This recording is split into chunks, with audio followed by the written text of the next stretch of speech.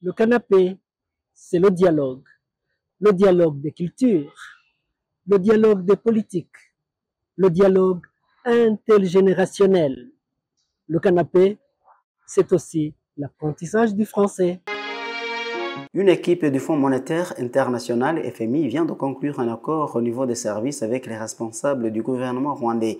Il s'agit du sixième et dernier examen d'un programme triennal visant à maintenir la stabilité macroéconomique, à faire progresser les réformes structurelles et à renforcer la résilience économique.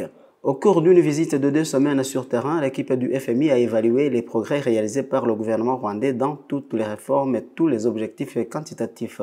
Elle a noté que le gouvernement rwandais avait clairement défini une voie à suivre pour préserver la stabilité macroéconomique tout en faisant progresser son programme de développement. Le chef de la mission du FMI, Albert Touma Mama, a salué les efforts du Rwanda pour la stabilisation de son économie. L'économie rwandaise s'est révélée remarquablement solide, même face aux défis mondiaux.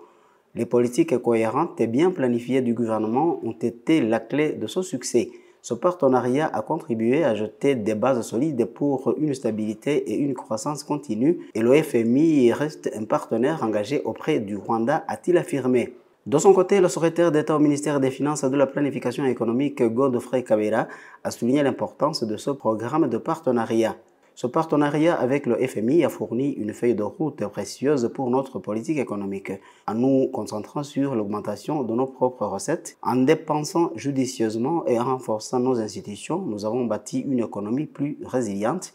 Alors que nous achevons ce programme, notre priorité reste de garantir une croissance forte et inclusive, a-t-il assuré. Comme il a été expliqué, la croissance devrait rester robuste, l'inflation contenue dans la fourchette cible et les balances extérieures soutenues par les entrées liées aux investissements.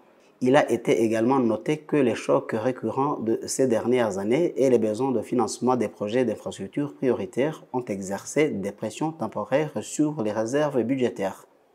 Toutefois, la mise en œuvre intégrale du train de mesures fiscales récemment adopté devrait permettre au ratio impôt-PIB de suivre une trajectoire ascendante solide. Cela devrait améliorer la mobilisation des ressources nationales et renforcer la viabilité de la dette. Le secrétaire d'État Godfrey Kabera a expliqué que les emprunts liés à la construction du nouvel aéroport international de Kigali entraîneront une légère augmentation de la dette publique à court terme. Toutefois, a-t-il précisé, ce projet représente un investissement stratégique qui aura des retombées économiques importantes à long terme. L'équipe du FMI a exprimé sa gratitude aux autorités rwandaises pour leur excellente coopération et les discussions fructueuses.